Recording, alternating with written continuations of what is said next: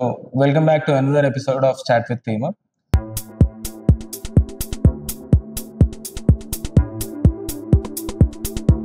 In our pursuit of knowing much deeper about primary healthcare centers, how they function, we have with us another interesting doctor who is working to bring positive impact at Primary Healthcare Center of Gundi, Karimnagar.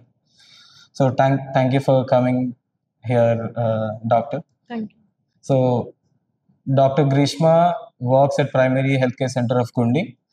Can you tell a little bit about you, doctor? Dr. Grishmanya, Yeah. working as a medical officer at Gundi. Actually, I started my service from 2017 in the government sector, and I'm working here since 1.5 years Okay. from 2023. So ఇప్పుడు గుండీలో ఏంటంటే dependence PHC పైన dependence చాలా ఉంటుంది, ఎందుకంటే అక్కడ near by health facilities అవన్నీ లేవు. Plus ఇది చాలా oldest PHC. Okay. So some nearly 60 years నుంచి ఉంది. సో అందుకే చాలామంది వస్తూ ఉంటారనమాట కంప్లీట్గా మెడికల్ అండ్ హెల్త్ చెకప్స్ కోసం అని. అందుకే మాకు క్రౌడ్ అనేది 70 to 80 మినిమం ఉంటుంది. అండ్ ఆల్ కేటగిరీస్ అంటే old age, newborn and infants, toddlers, pregnant mothers అట్లా ఇంకా వస్తూ ఉంటారు అన్నమాట. సో మనం ఈరోజు తీసుకున్న టాపిక్ చైల్డ్ కేర్ రిలేటెడ్లో హౌ పిహెచ్సిస్ ఫంక్షన్ అనే వాటి గురించి మాట్లాడదాం అనుకున్నాం. So before we go into the topic, ఒకసారి మీకు హెల్త్ కేర్ అనే దాంట్లోకి ఎందుకు రావాలనిపించింది? లైక్ వై మీరు ఎందుకు డాక్టర్ అవ్వాలనుకున్నారు? ఎస్పెషలీ గవర్నమెంట్ సెక్టర్లో ఎందుకు చేయాలని డిసైడ్ అయ్యారు? యాక్చువల్లీ అంటే చిన్నప్పటి నుంచి నాకు అట్లా అంబిషన్ ఉండే డాక్టర్ Okay. అవ్వాలి అని. సో అనుకున్నట్టు ఇంకా బైపీసీ తీసుకొని నేను ఇంకా మెడికల్ సైడ్ వచ్చేసాను. And Okay. ఎంబీబీఎస్ సీట్ నేను కామినేని ఇన్స్టిట్యూట్లో చేశాను. సో ఆఫ్టర్ ఎంబీబీఎస్ అందరిలానే పీజీకి ప్రిపేర్ అయ్యి ఇంకా నేను వెళ్ళిపోదామని అనుకున్నాను. బట్ అదే టైంకి మాకు AP PG to NEET PG change అయింది. సో మళ్ళీ కోచింగ్ తీసుకున్నాము. బట్ అది ఫస్ట్ టైం అయ్యేసరికి ఇంకా మాకు కొంచెం ఆ ప్యాటర్న్ అదంతా మాకు న్యూ అనిపించి ఇంకా మేము సరే దీనికి ఎందుకు టైం వేస్ట్ చేయడము, గవర్నమెంట్ సర్వీస్ చేస్తే ఇంకా కొంచెం ఎక్కువ రూరల్ ఏరియాస్లో కానీ ఇంకా మనం పీపుల్కి ఎక్కువ యాక్సెస్ ఇవ్వచ్చు హెల్త్ కేర్ పైన అని సర్వీస్ ఓరియంటెడ్తో అట్లా ఇటు సైడ్ వచ్చాము okay. So it's very inspiring. So మనం టాపిక్లోకి వెళ్దాం. ఓకే. సో ఒక పిహెచ్సి ఎట్లా చైల్డ్ కేర్లో ఎలాంటి రోల్ ప్లే చేస్తుందో ఒకసారి మీరు ఎక్స్ప్లెయిన్ చేస్తారు. ఓకే, యాక్చువల్లీ పిహెచ్సి నేను ఇంతకుముందు చెప్పినట్టుగా మ్యాటర్నల్ అండ్ చైల్డ్ కేర్ అంటే ఒక మదర్ ప్రెగ్నెన్సీ నుంచి తను obstetric care, regular antenatal checkups, వాటన్నిటి తర్వాత డెలివరీ కూడా మా దగ్గర నార్మల్ డెలివరీస్ కండక్ట్ చేస్తూ ఉంటాము. సో వన్స్ నార్మల్ డెలివరీ అయ్యాక మనకు న్యూ బార్న్ కేర్ ఉంటుంది. దాంతోపాటు ఇమీడియట్గా న్యూ బార్న్లోనే అప్పుడు 0 dose వ్యాక్సినేషన్ అనేది ఇస్తూ ఉంటాము. ఆఫ్టర్ దట్ మళ్ళీ ఇన్ఫాంట్ కేర్, టాడ్లర్ కేర్, తర్వాత ఇంకా మనకు ఎమర్జెన్సీ సర్వీసెస్ కూడా ఉంటాయి అన్నమాట. ఎవరికైనా కిడ్స్ ఇప్పుడు అందరూ హెల్తీగా ఉంటారు, కొంతమంది ఏంటంటే కొంతమంది సిక్ చిల్డ్రన్, కొంతమంది low birth weight, pre term deliveries, అలాంటి కిడ్స్ని కూడా మేము అంటే ఇది ఏంటంటే యాక్చువల్గా సబ్ సెంటర్స్ టు పిహెచ్సి అనేది ఒక రెఫరల్ యూనిట్ అనమాట. సబ్ సెంటర్స్ విలేజెస్ నుంచి కూడా మాకు కేసెస్ ఇట్లాంటివి సెండ్ చేస్తూ ఉంటారు. సో మాకు మా దగ్గర పాసిబిలిటీ ఉన్నవి మేము హ్యాండిల్ చేస్తాము. బట్ ఇంకా కొంచెం హై రిస్క్ ఉన్నవి రెఫర్ చేయాల్సినవి మేము హైయర్ సెంటర్ రెఫర్ Okay. చేస్తాం. సో మీకు ఒక స్ట్రక్చర్ అనేది ఉందని మాకు ఇప్పుడు అర్థమైంది. సో ఒక సబ్ సెంటర్ ఉంటుంది, దాని మీద పిహెచ్సి ఉంటుంది, దెన్ చైల్డ్ ఇంకొకటి ఏమని చెప్పారు మీరు? టెరిషరీ లెవెల్ అంటే hire centres. Hire hire centre centres అంటే మేము డిస్ట్రిక్ట్ హాస్పిటల్కి రెఫర్ డిస్ట్రిక్ట్ హాస్పిటల్కి రిఫర్ చేస్తారు. Mm. మీ ఈ సబ్ సెంటర్స్కి ఇంకెవరైనా హెల్ప్ చేస్తూ ఉంటారా? లైక్ ఆశా వర్కర్స్ కానీ, అంగన్వాడీ అయితే వర్కర్స్? యాక్చువల్లీ ఇప్పుడు మా పిహెచ్సికి 5 sub centres, okay. So total 14 villages. Okay. So దానికి ప్రతి సబ్ సెంటర్కి 2 ANMs అండ్ ఆశా వర్కర్స్ ఉంటారు. ASHAs around 3 to 5 depends on population. Okay. So each ASHA 1000 పాపులేషన్‌ని టేక్ కేర్ చేస్తూ ఉంటారు. సో ఒక్కొక్క సబ్ సెంటర్‌కి అరౌండ్ 6 to 7 మెంబర్స్ చూస్తూ ఉంటారన్నమాట. చూస్తాం. సో ఇన్ని ప్రతి చోట ఏదో ఒక సెంటర్ అనేది ఉంది. సో వీటిలో ఉండే ఛాలెంజెస్ ఏమైనా ఉన్నాయా? లైక్ ఏమైనా రిఫరల్ ఛాలెంజెస్ కానీ, ఒకవేళ సరైన టైంకి రిఫరల్ చేయకపోవడం కానీ, లేదంటే మిస్కమ్యూనికేషన్ అవి వేరే వాటికి వెళ్ళడం కానీ, ఎలాంటి ఛాలెంజెస్ ఫేస్ చేస్తారు? అయితే యాక్చువల్లీ రూరల్ ఏరియాస్‌లో ఎలా ఉంటుందంటే, ఇప్పుడు కొన్ని రిమోట్ ఏరియాస్ ఉంటాయి. వాళ్ళు పీహెచ్‌కి తీసుకురావడం కూడా కొంచెం లేట్‌గా తీసుకురావడము. అండ్ ఇంకొకటి వాళ్ళకు సరైన అవేర్‌నెస్ ఉండదు. Lack or no awareness. And ఇంకొకటి ఏంటంటే, ఇక్కడ కొంచెం యాక్సెస్ అనేది తక్కువ ఉంటుందన్నమాట. Because of remote areas and lack of knowledge. So మనం చైల్డ్ కేర్ రిలేటెడ్ తీసుకుంటే కనుక మీరు ఎట్లా ఈ ఏజ్ గ్రూప్స్ అనేవి ఏ విధంగా మీరు కేటగరైజ్ చేస్తారు? ఒక పిల్లల్ని ఒక 0 to 3 years ఉంటే కనుక వాళ్ళని ఏ విధంగా మీరు క్యారెక్టరైజ్ చేసి? ఇప్పుడు జనరల్ గా birth to 4 weeks of life neonatal age group. So new born neonatal period అది. సో అక్కడ నుంచి 1 year లోపు వాళ్ళని ఇన్ఫెంట్. ఓకే. తర్వాత 1 to 3 years టాడ్లర్స్ అన్నమాట. సో మా దగ్గరికి ఎక్కువ టాడ్లర్స్ విజిట్ చేస్తూ ఉంటారు. Because of vaccination. Vaccination main reason. Next health checkups.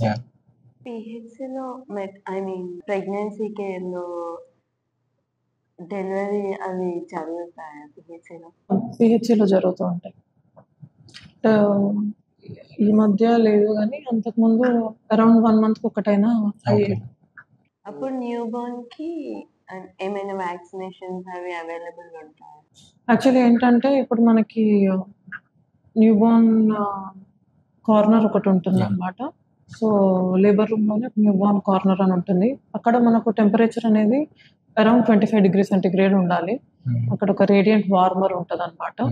So అదేంటంటే హైపోథర్మియా అంటే మన టెంపరేచర్ న్యూ బోర్న్ టెంపరేచర్ ఇంకా తగ్గకుండా హైపోథర్మియా కాకుండా రేడియంట్ వార్మర్, దాంట్లో ప్రీ వార్మ్డ్ టవల్స్.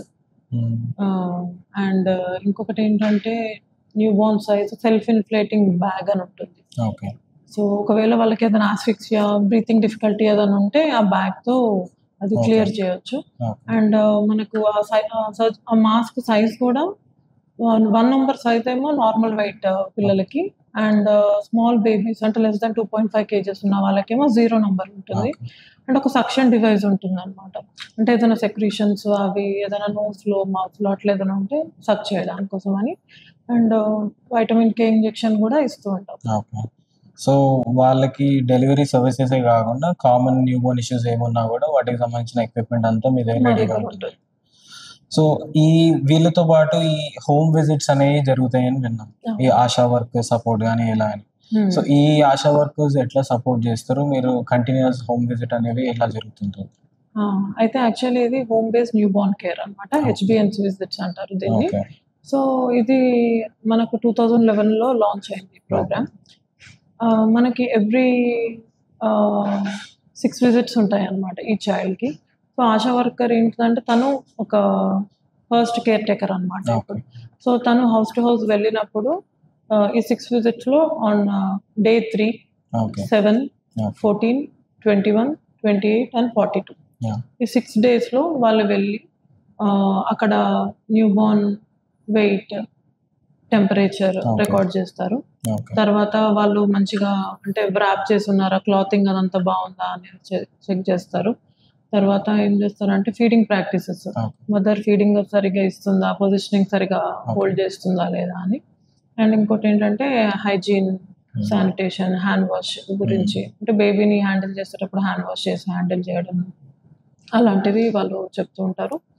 అండ్ ఇంకొకటి ఏంటంటే ఒకవేళ వాళ్ళకి ఏమైనా సైన్స్ ఆఫ్ సెప్సిస్, ఇప్పుడు ఏదైనా కొన్ని డేంజర్ సైన్స్లా ఉంటాయి అన్నమాట. ఒకవేళ టెంపరేచర్ ఐదర్ టూ హై అయినా, లో అయినా, లేకపోతే ఏదైనా skin blue colour or pale colour అట్లా అయినా వాళ్ళు ఇమీడియట్గా రెఫర్ చేస్తారు.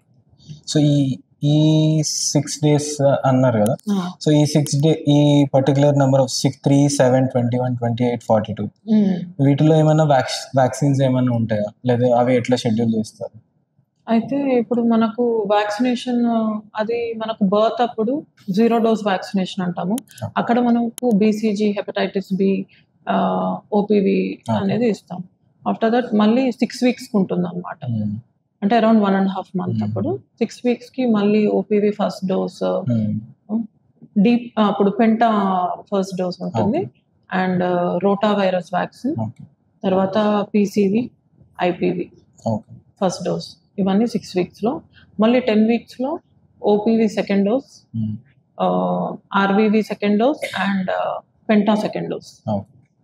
సో ఇవన్నీ మీరు ఒక ప్రైమరీ హెల్త్ కేర్ సెంటర్కి వస్తేనే వేస్తారా, లేదంటే ఒక if somebody is not able to come to the hospital, మన ఆశా వర్కర్స్ కానీ డాక్టర్స్ కానీ వెళ్ళి హోమ్ విజిట్స్ చేసి వేయడం కూడా జరుగుతుంది? అక్కడ వ్యాక్సినేషన్ అలా ఉండదు, కంపల్సరీ వాళ్ళు పిహెచ్సికి రావాలి. కంపల్సరీ పిహెచ్సికి రావాలి. సో మనం వ్యాక్సినేషన్ షెడ్యూల్ గురించి మాట్లాడుతున్నాం కాబట్టి, ఒక పిహెచ్సిలో ఈ వ్యాక్సిన్స్ అనే వాటిని మీకు స్టోరేజ్ చేయడానికి ఎలాంటి ఎక్విప్మెంట్ ఉంటుంది? ఇప్పుడు కరోనా టైంలో మనం తెలుసుకుంది ఏంటంటే వాటికి ఒక -డిగ్రీ టెంపరేచర్లో స్టోరేజ్ చేయాలని. సో మీ దగ్గర ఎట్లా? సో ఇప్పుడు మాకు ఉన్న ఈ వ్యాక్సిన్స్ కి 2 to 8 degrees సెంటిగ్రేడ్ టెంపరేచర్ అనేది మెయింటైన్ చేయాలి. అది మేము ILR అంటే ఐసోలైన్ రిఫ్రిజిరేటర్ లో మేము స్టోర్ చేస్తూ ఉంటాము. సో ఇవి దానికి ఒక టెంపరేచర్ రికార్డింగ్ కూడా ఉంటుంది అనమాట, టెంపరేచర్ మెయింటైన్ అవుతుందా లేదా అని. సో ఒక గ్రాఫ్ లాంటిది మేము టెంపరేచర్ షీట్ పైన మేము రికార్డ్ చేసినవి మార్క్ చేస్తూ ఉంటాం అనమాట. అండ్ ఇంకొకటి ఏంటంటే ఇప్పుడు ఒకవేళ మాకు ఎలా ఉంటుందంటే ఎవ్రీ వెన్స్డేస్ పిహెచ్సిలో అవుతుంటాయి, and Saturdays out reach sessions. So విలేజెస్లో ఇప్పుడు నేను అన్నట్టుగా సబ్ సెంటర్స్లో అక్కడ జరుగుతూ ఉంటాయి. సో అక్కడికి ట్రాన్స్పోర్ట్కి వ్యాక్సిన్స్ కోల్డ్ చైన్ బాక్సెస్లో తీసుకెళ్తారు. సో ఆ కోల్డ్ చైన్ బాక్స్లో ఐస్ ప్యాక్స్ లో పెట్టి తీసుకువెళ్తారు అనమాట. ఐస్ ప్యాక్స్ కూడా ఇంత 2 to 8 degrees సెంటిగ్రేడ్ మెయింటెనెన్స్ తో వెళ్తారు. అది ఓవర్ ఫ్రోజన్ అయినా, ఒకవేళ సన్లైట్ కి ఎక్స్పోజ్ అయినా కూడా వ్యాక్సిన్ ఎఫిషియన్సీ అనేది ఉంటుంది. సో మేము కూడా రీసెంట్ గా ఒక పిహెచ్సి విజిట్ చేసాము, శంకర్పట్నం పిహెచ్సి. సో అందులో కూడా ఈ మీరు చెప్పిన కోల్డ్ బాక్సెస్ ఏవైతే ఉన్నాయో అన్ని ఒక చోట స్టాక్ చేసి ఉండే. So it was very insightful for us as well. So next growth స్టేజ్కి వెళ్తే ఇన్ఫెంట్ కేర్ అనేది ప్రైమరీ ఆస్పెక్ట్. ఈ స్టేజ్లో చాలా గ్రోత్ ఉంటుంది అనేది మనకి తెలుసు. సో ఈ గ్రోత్ అనే దాన్ని ఒక మదర్ ఎట్లా మానిటర్ చేస్తారు, ఎట్లా చేసుకోవడానికి మీరు ఎలా చేస్తారు, అట్ ద సేమ్ టైం వాళ్ళు ఎలా చేయగలుగుతారు? మీకు ఏదైనా చేంజెస్ ఉన్నా కానీ వాళ్ళు ఎట్లా ఇన్ఫార్మ్ చేయడానికి ఉంటుంది?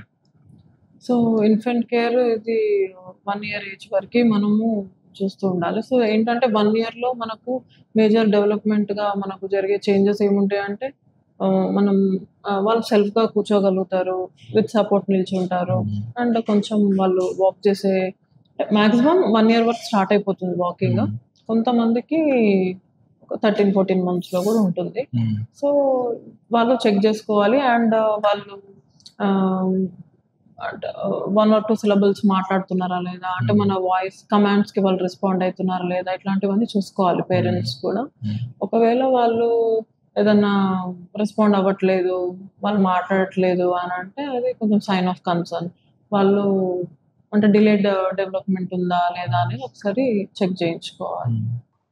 I mean person to person కొంచెం అంటే డిఫరెన్సెస్ ఉండొచ్చు కదా. ఐ మీన్ ఒకరికి 9 monthsలో స్టార్ట్ చేస్తే కొందరు 12 అట్లా.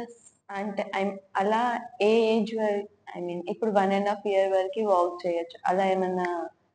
ఓకే, ఆఫ్టర్ 18 months కూడా ఇంకా వాళ్ళు వాక్ చేయట్లేదు అంటే ఇంకా వాళ్ళు కన్సల్ట్ చేయాలి పీడియాట్రిషియన్. ప్రతి మైల్ స్టోన్స్ కి అలా ఉంటున్నాయి బ్రేక్ డౌన్. ఇక్కడికి తర్వాత వాళ్ళు మాట్లాడట్లేదు అంటే వీ నీడ్ టు కన్సల్ట్ అని అనుకోవాలి. సో అంటే మనం ఏమని అనుకోవాలంటే ఐదర్ డెవలప్మెంటల్ డిలే అయినా అవ్వచ్చు, లేకపోతే వాళ్ళకి ఏదైనా హియరింగ్ ఇంపైర్మెంట్ ఉందా. ఇప్పుడు వాళ్ళ వాయిస్ కమాండ్స్ ఫాలో అవ్వట్లేదు అనుకోండి, వాళ్ళకి ఏదైనా హియరింగ్ ఇంపైర్మెంట్ ఉందా, లేకపోతే ఇప్పుడు వాళ్ళు మాట్లాడలేకపోతే ఐదర్ వాళ్ళకి ఏదైనా క్లిఫ్ ప్యాలెట్, గ్రహణమురి ఐడియా ఉంటుంది కదా మనకు. సో అది అట్లాంటి ఏమన్నా ఉందా, దానివల్ల టంగ్ మూమెంట్ లేక వాళ్ళు మాట్లాడలేక అండర్లైన్ డిసీజెస్ ఇట్లాంటివన్నీ చూసుకోవాలి. సో ఈ ఇన్ఫెంట్ కేర్ అనే దాంట్లో 1 month నుంచి 1 year వరకు ఈ 1 month నుంచి 1 year వరకు పీరియడ్ నన్ను 0 to 28 days పీరియడ్లో there will be some differences కదా.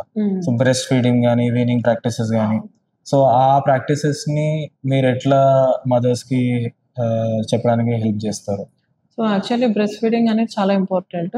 మనము immediately after birth with in 1 hour breast feeding అనేది ఇనిషియేట్ చేయాలి. అండ్ ఇది ఏంటిదంటే మనకు ఇన్ఫెక్షన్స్ నుంచి, క్రానిక్ డిసీజెస్ నుంచి ప్రివెంట్ చేస్తుంటుంది అండ్ కాస్ట్ ఎఫెక్టివ్ కూడా. సో ఇది బ్రెస్ట్ ఫీడింగ్ అనేది మెయిన్గా ఏంటంటే ఫస్ట్ టైం మదర్స్కి ఫిజికల్గా డెమాన్స్ట్రేట్ చేయాలి, అంటే ఎట్లా చేయాలి బ్రెస్ట్ ఫీడింగ్ టెక్నిక్స్ ఏంటి అని. అండ్ ఇంకొకటి ఏంటంటే హెల్త్ ఎడ్యుకేషన్ కూడా ఇస్తూ ఉంటాం అనమాట. అంటే ఎలాంటి ఫుడ్ తీసుకుంటే బ్రెస్ట్ మిల్క్ సప్లై బాగుంటుంది అలా. అండ్ ఇంకా ఏమేమి ఫుడ్స్ అవాయిడ్ చేయాలి అంటే ఐదర్ టూ స్పైసీ లేకపోతే ఇంకా అవుట్ సైడ్ జంక్ ఫుడ్ ఇట్లాంటివన్నీ అవాయిడ్ చేయాలని వాళ్ళకి చెప్తాము. అండ్ ఇంకొకటి ఏంటంటే పాసిఫైయర్స్, టీట్స్, బాటిల్స్ ఇవి కూడా అవాయిడ్ చేయాలన్నమాట. ఎక్స్క్లూజివ్ బ్రెస్ట్ ఫీడింగ్ అనేది ఫస్ట్ 6 months కంపల్సరీగా ఇవ్వాలి చైల్డ్కి. 2 years వరకు కూడా ఇవ్వచ్చు, but first 6 months only breast feeding అనేది మదర్ మిల్క్ మాత్రమే ఇవ్వాలి. ఈ పీరియడ్ ఆఫ్ టైంలో చాలా వరకు వింటుంటాం ఎట్లా అంటే ఈ మెడికేషన్ వేసుకోవద్దు, ఈ మెడిసిన్ వేసుకోవచ్చు అని ఉంటాయి. సో ఏదైనా మీ ఎక్స్పీరియన్స్లో ఒక 3 or 4 థింగ్స్ ఈ మెడిసిన్ వేసుకోవద్దు, వేసుకోవచ్చు అని ఏమైనా సజెషన్స్ ఏమైనా ఉంటాయి? అంటే జనరల్గా ఏంటంటే ఇప్పుడు బ్రెస్ట్ మిల్క్ సప్లై కోసం అని మేము calcium, vitamin D, iron supplementation ఇస్తాం. అంటే కొంచెం మంచి ఇంప్రూవ్ అంటే బెటర్ క్వాలిటీ ఆఫ్ మిల్క్ కోసం అని చెప్పి. సో మెయిన్గా ఏంటంటే కొంచెం పెయిన్ కిల్లర్స్ అలాంటివి అవాయిడ్ చేయాలి. ఎందుకంటే అవి వేసుకోవడం వల్ల, ఎందుకంటే బేబీ ఫీడింగ్లో ఉంటుంది కాబట్టి there may be a chance అంటే వాళ్ళకు త్రూ మిల్క్ రీచ్ అవుతాయని అని. ఓకే. సో మీకు ఈ 1 year వరకు కూడా మీకు ఏదైనా సక్సెస్ స్టోరీ లాగా ఏమైనా ఉందా? లైక్ కొన్నిసార్లు బేబీస్కి హెల్త్ బాగోకపోవచ్చు, సడన్ గా మిరాకిల్ లాగా ఏదైనా మీకు ఏదైనా సక్సెస్ స్టోరీ లాగా ఏమైనా ఉందా? అయితే మా దగ్గర ఒక బేబీ ఉండే, తన పేరు పొన్నం చిట్టి. తను 10 months old, 9 to 10 months ఉంటుంది. తను బర్త్ వెయిట్ 3 kgs ఉండే. కానీ తర్వాత ఏంటంటే తనకి ఇలానే పేరెంట్స్ సరిగ్గా ఫీడింగ్ ఇవ్వకపోవడము, సరైన వీనింగ్ ప్రాక్టీసెస్ జరగకపోవడం వల్ల తను వెయిట్ పుట్ ఆన్ అవ్వలేదు అనమాట. అవ్వకపోతే ఇంకా మా దగ్గర తీసుకొచ్చారు. అండ్ మేము కూడా అంగన్వాడీ సెంటర్స్ విజిటింగ్స్కి వెళ్ళినప్పుడు అక్కడ బాలామృతం అని ఇస్తున్నారు. సో బాలామృతం అనేది దాని ఇంపార్టెన్స్ వాళ్ళకి చెప్పామన్నమాట. అదేంటంటే వీట్, చనా దాల్, దాంట్లో మిల్క్ పౌడర్ ఇవన్నీ కంబైన్ చేసి, అంటే చాలా న్యూట్రిషియస్ పౌడర్ అనమాట అది. సో అది 3 to 4 times a day పెట్టమని చెప్పాము. తర్వాత ఇంకా దాంతోపాటు కొంచెం mashed food, apples, bananas, vegetables, దాంతోపాటు కొంచెం iron supplementation, vitamin A syrup ఇవ్వడం వల్ల కూడా తను ఇప్పుడు మంచి వెయిట్ వచ్చేసింది. ఇప్పుడు తను అరౌండ్ 9 to 10 kgs వెయిట్ వచ్చేది. మనం 1 year లోపు అంటే బేబీస్ కి ఎలాంటి ఫుడ్ అయినా ఎలాంటి ఫుడ్ ఇవ్వచ్చు? అయితే యాక్చువల్లీ ఇప్పుడు ఫస్ట్ 6 months మాత్రం బ్రెస్ట్ ఫీడింగ్ కంప్లీట్ గా mother milk. So after 6 months అంటే ఇప్పుడు అన్నప్రాస చేస్తాం కదా పిల్లలకి. సో అరౌండ్ 6 months వాళ్ళకి మనం సాలిడ్ ఫుడ్ అనేది ఇంట్రడ్యూస్ చేయాలి. అది కూడా ఎలా ఉండాలి అంటే కంప్లీట్ గా సాఫ్ట్ గా ఈజీ డైజెస్టబుల్ గా ఉండాలి. మ్యాష్డ్ ఫ్రూట్స్, వెజిటేబుల్స్, లేకపోతే రైస్ పారిజ్, పల్సెస్, దాల్, రైస్ అలాంటివి పెట్టాలి. అది కూడా ఏంటంటే ఫస్ట్ ఒక స్మాల్ టీ స్పూన్తో స్టార్ట్ చేసి తర్వాత వాళ్ళు దానికి అడ్జస్ట్ అయితే దాని ఫ్రీక్వెన్సీ. కొందరు ఫ్రూట్స్ ని స్టీమ్ చేస్తారు, స్టీమ్ చేసి మ్యాష్ చేసి అలా చేయొచ్చు. యాక్చువల్లీ యాపిల్ అలానే స్టీమ్ చేసి మ్యాష్ చేసి ఇవ్వాలి. సేమ్ అలానే బనానా కూడా మ్యాష్ చేసి, ఏదైనా కూడా మ్యాష్డ్ ఫామ్ లో ఇవ్వాలి. మ్యాష్డ్ ఆర్ స్ట్రెయిన్డ్ ఫామ్ ఏదైనా. సో ఈ 6 months లో మీరు ఫుడ్ గురించి మాట్లాడడం కాబట్టి కొంతమంది ఏమంటారంటే ఎర్లీ ఏజెస్ లోనే హనీ తినిపించాలి అని, ఇట్లాంటి మిస్నమర్స్ ఉంటాయి కొన్ని. సో అట్లాంటివి మీరు ఏమైనా చూసారా? చూసాము యాక్చువల్గా మా దగ్గర కూడా అట్లా. అంటే యాక్చువల్గా ఏంటంటే ఫస్ట్ మనకు ఇమీడియట్గా ఆఫ్టర్ డెలివరీ కొలోస్ట్రోమ్ అని ఉంటుంది అనమాట. ఓకే. అదేంటంటే అది మనకు న్యాచురల్ వ్యాక్సిన్, అసలు అదే మనకు ఫస్ట్ వ్యాక్సిన్ చెప్పాలంటే. అందులోని మనకు అన్ని యాంటీబాడీస్ ఇవన్నీ ఉంటాయి. సో అదేంటంటే అది స్కిప్ చేస్తూ ఉంటారు చాలా మంది. అది మంచిది కాదు, బట్ అదే చాలా మంచిది. సో దానికి బదులు ఈ హనీ, బటర్, కొంతమంది షుగర్ సిరప్ అట్లాంటివన్నీ వేస్తూ ఉంటారు. అది కరెక్ట్ కాదు. సో ఏదైనా అవి స్కిప్ చేయాలి కంపల్సరీ. ఓన్లీ కొలెస్ట్రామ్ అనేది ఫీడ్ చేయాలి ఫస్ట్. కొలెస్ట్రామ్ అంటే ఇది ఫస్ట్ మిల్క్, మదర్ నుంచి వచ్చే ఫస్ట్ మిల్క్ ని కొలెస్ట్రామ్ అని అంటారు. సో నెక్స్ట్ మనం ఒక 1 to 3 ఇయర్స్ పిల్లల్ని తీసుకుంటే కనుక వాళ్ళకి ఎలాంటి డెవలప్మెంటల్ మైల్ స్టోన్స్ ఉంటాయో కొంచెం జనరలైజ్గా బ్రీఫ్గా చెప్పండి. ఓకే. సో 1 to 3 ఇయర్స్ పిల్లలు ఏంటంటే ఈ టైంకి మాక్సిమం పిల్లలకు దిల్ స్టాండ్ అలోన్, అంటే వాళ్ళు సింగిల్గా నిల్చోగలుగుతారు వాళ్ళు సెల్ఫ్గా. అండ్ క్రాలింగ్ అనేది కూడా stairs up and down crawl చేస్తూ ఉంటారు. ఇంకా వాళ్ళకి ఏంటంటే క్యూబ్స్, మనం బిల్డింగ్ బ్లాక్స్ ఉంటాయి కదా, బిల్డింగ్ బ్లాక్స్ కూడా వాళ్ళు స్టాకప్ చేస్తూ ఉంటారు అనమాట. 4 క్యూబ్స్ అట్లా. సో ఆ ఏజ్ గ్రూప్లో ఇంకొకటి ఏంటిదంటే ట్రైసైకిల్ అనేది 3 ఇయర్స్ ఓల్డ్ నుంచి వాళ్ళు ట్రైసైకిల్ యూజ్ చేయడం అనేది చేస్తూ ఉంటారు అనమాట. సో అక్కడ నుంచి మనకు వాళ్ళు ఏబిసిడి చెప్పడము, పోయమ్స్ చెప్పడము, ఇట్లాంటివన్నీ ఆ 1 to 3 ఇయర్స్లో మనం నోటీస్ చేస్తాం. ఓకే. ఈ మైల్ స్టోన్స్తో పాటు ఎలాంటి న్యూట్రిషనల్ చేంజెస్ తీసుకురావచ్చు? లైక్ 1 year వరకు మీరు మ్యాచ్డ్, ఎనీథింగ్ మ్యాచ్డ్ అనేది ప్రిస్క్రైబ్ చేశారు. సో 1 to 3 years మధ్యలో ఎలాంటి న్యూట్రిషన్ చేంజెస్ ఉంటాయి? అయితే యాక్చువల్లీ ఇప్పుడు రూరల్ బ్యాక్గ్రౌండ్లో వాళ్ళు అసలు మిల్క్ తీసుకోరు. ఓకే. అసలు మిల్క్ వెరీ ఇంపార్టెంట్. మిల్క్లో ఏంటంటే మన కాల్షియం, వైటమిన్ డి ఇవన్నీ ఉంటాయి కాబట్టి అది very important for bone growth and teeth కూడా. సో కంపల్సరీ మిల్క్, కర్డ్ ఇవేది ఇంక్లూడ్ చేయాలి. దాంతోపాటు iron rich food, leafy vegetables, fruits, beetroot, pomegranate ఇట్లాంటివన్నీ కూడా ఇవ్వాలి. ఎక్కువ హై ఫైబర్ ఫుడ్ ఇవ్వాలి. సో దానివల్ల ఏంటంటే వాళ్ళకి కాన్స్టిపేషన్ ఇష్యూస్ అట్లా రాకుండా ఉంటుంది. కొంచెం మంచిగా హైజీన్ ప్రాక్టీసెస్తో కుక్ చేసిన ఫుడ్ అలాంటివి ఇవ్వాలి, అంటే ఫర్దర్గా వాళ్ళ ఇన్ఫెక్షన్ అంటూ కాకుండా ఉండడానికి. ఈ 1 to 3 ఇయర్స్లో వాళ్ళకి ఏమైనా వైటమిన్ డెఫిషియన్సీస్ అలాంటివి ఏమైనా ఉంటే దే కెన్ యూస్ సప్లిమెంట్స్. అంటే ఇంకా వాళ్ళు డైటరీ ఇంక్లూడ్లో ఇవన్నీ చేసినా కూడా అది కవర్ అవ్వట్లేదంటే సప్లిమెంట్స్ వాడాల్సింది, కాల్షియం ఆర్ వైటమిన్ సప్లిమెంట్స్. కొన్నిసార్లు ఏంటంటే ఏదైనా ప్రోటీన్ ఎనర్జీ మాల్ న్యూట్రిషన్ అన్న ప్రోటీన్ బార్స్ లాంటివి కూడా సజెస్ట్ చేస్తుంటాం. పీనట్ చిక్కీ అలాంటివి. కామన్ హెల్త్ ఇష్యూస్ ఏమి ఉండొచ్చు 1 to 3 ఇయర్స్? చాలా వరకు cold cough, fever, respiratory infections. Next ఏంటంటే ఇంకా డైపర్ ర్యాష్, చాలా మంది డైపర్స్ వేస్తూ ఉంటారు పిల్లలకి. సో దానివల్ల డైపర్ ర్యాష్ అనేది ఉంటుంది. కొంచెం ఇంకా ఈ హెడ్ లైస్ ఇన్ఫెస్టేషన్ కూడా ఎక్కువ ఉంటుంది అనమాట. ఎక్కువ స్కూల్కి వెళ్తూ ఉంటారు కాబట్టి వాళ్ళు కొంచెం వేరే కిడ్స్ నుంచి అవి ట్రాన్స్ఫర్ అవుతూ హెడ్ లైఫ్ ఇన్ఫెస్టేషన్, వామ్ ఇన్ఫెస్టేషన్స్, ఇంకా ఫెబ్రైల్ సీజర్స్ అనేది కూడా ఉంటుంది అనమాట. అంటే సో పిల్లలకి న్యూట్రిషన్ అయితే ఎంత ఇంపార్టెంటో వాళ్ళు యాక్టివిటీ, ప్లేఫుల్ యాక్టివిటీస్ అనేవి కూడా చాలా ఇంపార్టెంట్. ఈ రోజులు చూస్తే కనుక ఏ స్కూల్లో కూడా ప్లే గ్రౌండ్స్ అనేవి చాలా రేర్ అయిపోయినాయి. ఇఫ్ అర్బన్ ఏరియాస్ అయితే చెప్పలేము, రూరల్ ఏరియాస్లో కూడా చాలా వరకు కొన్ని స్కూల్స్లో ఉన్నాయి, కొన్నిట్లో లేవు. So how important is play time for a kid? Actually, playtime is very important for physical development.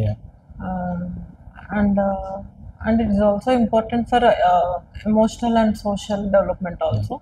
అంటే ఇది ఏంటంటే ప్లే టైం అనేది వాళ్ళ బోన్ డెవలప్మెంట్కి, మజిల్ డెవలప్మెంట్కి కూడా ఇంపార్టెంట్, అంటే ఫిజికల్లో. సో మెయిన్గా ఏంటంటే సైక్లింగ్, హాపింగ్, జంపింగ్ ఇవన్నీ చేయడం వల్ల ఏంటంటే వాళ్ళకు కొంచెం కాన్ఫిడెన్స్ అనేది బాగుంటుంది. ప్లస్ ఏంటిదంటే వాళ్ళకి ఏం గ్రోత్ రిలేటెడ్ డిఫెక్ట్స్ ఏం రాకుండా ఉంటాయి మ్యాక్సిమం. ఇప్పుడు అలాగే మనం ఇప్పుడు సోషల్ వైజ్గా చూసుకుంటే ఏంటంటే వాళ్ళకి self esteem, confidence levels improved ఉంటుంది. వాళ్ళకి ఏంటంటే యాంగ్జైటీ లెవెల్స్, స్లీప్ డిప్రవేషన్, వాళ్ళకి కొంచెం స్ట్రెస్ని కోపప్ చేసుకోవడం, అట్లాంటివన్నీ, యాంగర్ ఇష్యూస్, మూడ్ డిసార్డర్స్, ఇవన్నీ డిప్రెషన్ ఇట్లాంటివన్నీ తగ్గుతాయి అన్నమాట. సో ప్లే టైం అనేది కంపల్సరీ ఇంపార్టెంట్ చిల్డ్రన్కి. Minimum 1 hour of physical play outdoors చాలా బెనిఫిషియల్ అన్నమాట. సో మీరు ఇంత ప్లే టైం అనేది వెరీ ఇంపార్టెంట్ అనేది అర్థమైంది. సో హౌ వాళ్ళు ఇవి గవర్నమెంట్ సెక్టర్స్ కానీ లేదంటే స్కూల్స్ కానీ మనము యాజ్ ఎ పేరెంట్స్ కానీ సో మనం ఎలాంటి ఫెసిలిటీస్ వాళ్ళకి ప్రొవైడ్ చేయాలి వాళ్ళని గవర్నమెంట్ కానీ ఎవరైనా రిక్వెస్ట్ ఇప్పుడు స్కూల్లో కంపల్సరీ ప్లే ఏరియా అనేది మస్ట్ అండ్ షుడ్ ఉంటే ఏంటంటే ఇప్పుడు చిల్డ్రన్కి ఇట్లాంటి సోర్సెస్ అనేది డిప్రైవ్ కాకుండా ఉంటాయి. అలాగే పేరెంట్స్ కూడా స్కూల్ నుంచి వచ్చాక పిల్లల్ని కాసేపు ఫ్రెష్ అప్ చేశాక గ్రౌండ్కి తీసుకెళ్ళి కొంచెం రిలాక్స్ చేస్తే వాళ్ళు కూడా కొంచెం ఫ్రీ మైండ్తో ఉంటారు. ఆల్రెడీ స్కూల్లో అప్పటికే 8-9 hours చదువుకొని వచ్చి మళ్ళీ వాళ్ళు హోంవర్క్ చేయాలంటే కూడా వాళ్ళకి కొంచెం ఇరిటేటింగ్ ఉంటుంది అన్నమాట. సో కంపల్సరీ ఒక 1 hour రిలాక్సేషన్ లాగా కొద్దిసేపు ఎక్సర్సైజెస్ లాగా చేయించి పార్క్ అట్లాంటి ఏరియాస్కి తీసుకెళ్ళి కొంచెం వాళ్ళకి రిఫ్రెష్మెంట్ లాగా చేస్తే బాగుంటుంది. ఇప్పుడు పిల్లలకి ఆడుకోవడం అంటే వీడియో గేమ్స్, ఫోన్లో గేమ్స్, లేకపోతే టీవీలో ఏదైనా చేయడం, ఇదే వాళ్ళకి ఎంటర్టైన్మెంటింగ్. తినడానికి కూడా మొబైల్ లేకపోతే మేము తినాం, మొబైల్ ఇస్తే తింటాం. మా పక్కన పిల్లలు ఉంటారు ఇద్దరు, వాడు 2 years బాబాయ్, వాడు తినిపిస్తా ఇట్లా అంటే నాకు మొబైల్ ఇస్తే నేను తింటా. అలానే ఉన్నారు చాలా వరకు పిల్లలందరూ. షార్ట్స్ అన్ని అంటే కొన్నిసార్లు ఏంటంటే వాళ్ళు ఏజ్ అప్రోప్రియేట్ కంటెంట్ కూడా కాకుండా అవి స్క్రోల్ అవుతూనే ఉంటున్నాయి. ఏదో ఒకటి అక్కడ ప్లే అవుతూ వాడికి అది ఏమొస్తుందో అదేం సంబంధం ఉండదు, వస్తూనే ఉంటది. ఇట్లా స్క్రోల్ చేస్తూ ఉంటే అదేదో యాక్టివిటీ లాగా అది స్క్రోల్ చేయడం అని అలవాటు. అదే మొబైల్ ఫోన్ అడిక్షన్ అయితే బాగా పెరిగింది. సో దీనివల్ల ఏంటంటే ఐ సైట్ ఇష్యూస్, కొంచెం స్లీప్ డిసార్డర్స్, అంటే మెమరీ ఇంపైర్మెంట్, పువర్ మెమరీ అంటుంది, అటెన్షన్ లో కూడా డెఫిషియెంట్ ఉంటున్నారు, ల్యాక్ ఆఫ్ అటెన్షన్. దానివల్ల ఏంటంటే కంప్లీట్గా కూర్చొని మొబైల్ ఫోన్స్, కంప్యూటర్స్, మూవీస్, దానివల్ల ఒబెసిటీ ఇష్యూస్ కూడా వస్తున్నాయి అన్నమాట పిల్లలకి. అదేంటంటే మనం పాజిటివ్ వేలో యూజ్ చేసుకోవాలి. అంటే ఏదైనా నెగిటివ్స్ అండ్ పాజిటివ్స్ ఉంటాయి కదా. సో ఇప్పుడు దానివల్ల మనకి లెర్నింగ్, క్రియేటివిటీ, స్కిల్స్ అవి ఇంప్రూవ్ అవుతాయి. బట్ ఏంటంటే కంప్లీట్గా అదే అడిక్షన్లో ఉంటే మాత్రం ఇట్లాంటి నెగిటివ్ ఎఫెక్ట్స్ కూడా చూస్తూ ఉంటాము. సో మనం ఒబెసిటీ అన్నట్టుగా మాట్లాడుతున్నాం కాబట్టి సో అలాంటి ఇల్నెసెస్ చాలా ఉండొచ్చు. సీజనల్ ఇల్నెసెస్ అవ్వచ్చు, లేదంటే day to day life style changes వల్ల ఇప్పుడు మనం మాట్లాడే అవ్వచ్చు. సో ఎలాంటి సీజనల్ ఇల్నెసెస్ ఉంటాయి, వాటికి ఎలాంటి రెమెడీస్ మనం ఫస్ట్ నుంచే వాళ్ళకి ఎంపవర్ చేయొచ్చు? సీజనల్ ఇల్నెసెస్ అంటే మాక్సిమం ఇప్పుడు మనం ఇంతకుముందు డిస్కస్ చేసినట్టు ఫీవర్, కోల్డ్, కాఫ్, వామిటింగ్స్ ఇలాంటివన్నీ అయితే కామన్గా ఉంటూ ఉంటాయి చిల్డ్రన్కి. దాంతోపాటు ఇయర్ ఇన్ఫెక్షన్స్ కూడా ఉంటాయి అన్నమాట. ఇయర్ ఇన్ఫెక్షన్స్ అండ్ సీజర్స్, ఇప్పుడు ఫెబ్రైల్ సీజర్స్ అన్నాను కదా, ఫిట్స్. ఇంకా కొంతమందికి ఏంటిదంటే ఇప్పుడు అవుట్ సైడ్ జంక్ ఫుడ్ అలవాటు అయిపోయింది. ఎక్కువ చిప్స్ అలాంటివి, క్యాండీస్ తినడం వల్ల, మ్యాగీ, ఇన్స్టెంట్ నూడిల్స్, అవన్నిటితో ఏంటంటే ఒబెసిటీ, జంక్ ఫుడ్ వల్ల అండ్ కాన్స్టిపేషన్ ఇష్యూస్ కూడా వస్తున్నాయి అన్నమాట, ల్యాక్ ఆఫ్ ఫైబర్ వల్ల. సో ఏంటంటే వాళ్ళకి ఇంకా మనం ఫ్రెష్ ఫ్రూట్స్, వాళ్ళకి స్నాకింగ్ లాగా డ్రై ఫ్రూట్స్, నట్స్, సీడ్స్ అట్లాంటివి ఇవ్వడము, కంపల్సరీ మిల్క్, బాయిల్డ్ ఎగ్ ఇట్లాంటివి డైట్లో ఇంక్లూడ్ చేయడము, ఇలాంటివన్నీ చేయాలి చిన్నప్పటి నుంచి. చేస్తే ఏంటంటే వాళ్ళు కొంచెం ఈ ప్రోటీన్, ఎనర్జీ, మాల్ న్యూట్రిషన్ అనేది ఉండకుండా మనం చూసుకోవచ్చు. సో వీటితో పాటు ఈ శానిటేషన్ అనేది ప్రైమరీ ఆస్పెక్ట్ అవుతుంది. కంపల్సరీ హ్యాండ్ వాషింగ్ టెక్నిక్స్ అనేది నేర్పించాలి వాళ్ళకి. ఇంకా మెయిన్గా ఏంటంటే సిక్ చిల్డ్రన్ నుంచి మనం ఫార్ అవేగా ఉండేటట్టు చూసుకోవాలి. అండ్ ఇంకొకటి మన స్నీజింగ్, కాఫింగ్ అట్లా చేసినప్పుడు కంపల్సరీ టిష్యూ ఆర్ హ్యాంకీ అనేది మనం యూజ్ చేయాలన్నమాట. సో వీటితో పాటే కాకుండా ఇప్పుడు కొత్తగా మనం కరోనా 2019 తర్వాత నుంచి కనుక చాలా డిఫరెన్సెస్ వచ్చినాయి. ఇప్పుడు కేరళ సైడ్ వెళ్తే కనుక జీకా వైరస్ అనేది ఎవ్రీడే ఆస్పెక్ట్ లాగా అయిపోయింది. సో వీటి నుంచి వాళ్ళు పిల్లలు కానీ పేరెంట్స్ కానీ ఎనీబడి వాళ్ళు ఎలా సేఫ్గా ఉండొచ్చు, వాళ్ళు ఎట్లాంటి మెజర్స్ తీసుకుంటే వాళ్ళు ప్రివెంట్ చేస్తారు వాళ్ళకి రాకుండా ఉండడానికి? అదే. అంటే ఎప్పుడైనా first regular hand washing techniques with soap and water. తర్వాత అంటే మంచి మన ఎన్వైర్న్మెంట్ అంటే మనం ఇండోర్స్ అండ్ అవుట్డోర్స్ కూడా నీట్గా చూసుకోవాలి. ఫ్లోర్స్ అవన్నీ కూడా టైడీగా ఉంచాలి. కొంచెం అంటే రెగ్యులర్ స్వీపింగ్ అండ్ మాపింగ్ చేయించడము. మనం రెగ్యులర్గా యూజ్ చేసే water sources like tanks, water pits ఇట్లాంటివి ఏదున్నా కూడా రెగ్యులర్ క్లీనింగ్ అనేది చేసుకోవాలి. సో ఇంకా మనం యూజ్ చేసుకునే యుటెన్సిల్ కానీ కుక్ చేసుకునే యుటెన్సిల్స్ అవన్నీ కూడా మనం ఫ్రెష్ అండ్ హైజీన్గా ఉంచుకోవాలి. ఓకే. సో మనం ట్యాంక్స్ మంచి అంటే complete boiled food, cook food and completely ఎస్పెషల్గా నాన్ వెజిటేరియన్, అది half boiled or complete boiled కాకుండా కూడా కొంచెం ప్రాబ్లం ఉంటుంది కాబట్టి so home based food recommend.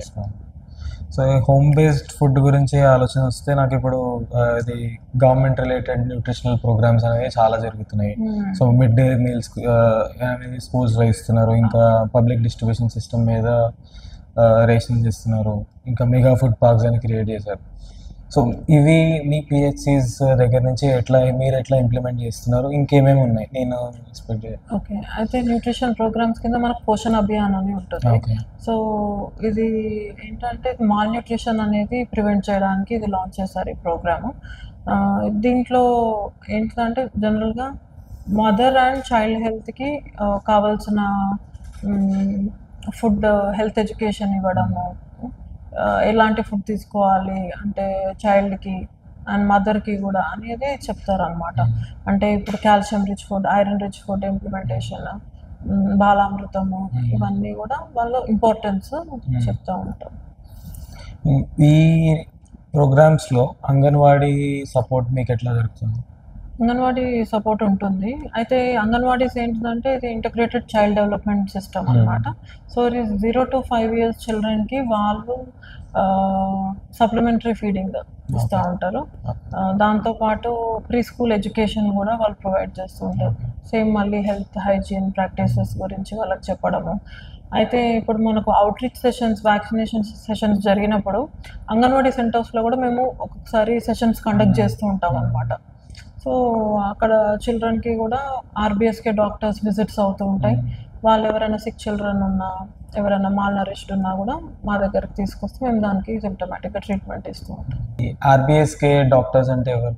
RBSK అంటే ఇప్పుడు మనకు రాష్ట్రీయ బాల స్వాస్థ్య కార్యక్రమం ఆర్బిఎస్కే. ఇది యాక్చువల్గా 2013లో లాంచ్ చేశారు ఈ ప్రోగ్రామ్. దీని ఇనిషియేటివ్ ఏంటంటే మెయిన్గా healthy life style of child to improve child life style అనమాట. వాళ్ళ క్వాలిటీ ఆఫ్ లైఫ్ని ఇంప్రూవ్ చేయడం and early identification and detection అనమాట. సో డిసీజెస్ అండ్ డిఫెక్ట్స్ దీంట్లో ఏంటంటే 4 Ds అనేవి కాన్సన్ట్రేట్ చేస్తుంటారు. ఫస్ట్ ఏంటిదంటే మనకు defects, birth defects, next diseases in childhood, తర్వాత డెఫిషియన్సీస్, ఏమైనా డెఫిషియన్సీస్ ఉన్నాయా, లాస్ట్కి డెవలప్మెంటల్ డిలే. ఈ 4 Ds చూస్తారు అనమాట. ఇవన్నీ 4 Ds ఓకే ఉంటే చైల్డ్ ఈజ్ ఓకే. లేదు ఇందులో 4 Dsలో సంథింగ్ ఏదైనా డిఫెక్టివ్ ఉందంటే ఆర్బిఎస్కే వాళ్ళు టేకప్ చేస్తారు. సో మనకి ఆర్బిఎస్కే కింద డిస్ట్రిక్ట్ ఎర్లీ ఇంటర్వెన్షన్ సెంటర్ అని ఉంటుంది, డిఈఐసి. సో అక్కడ మనకు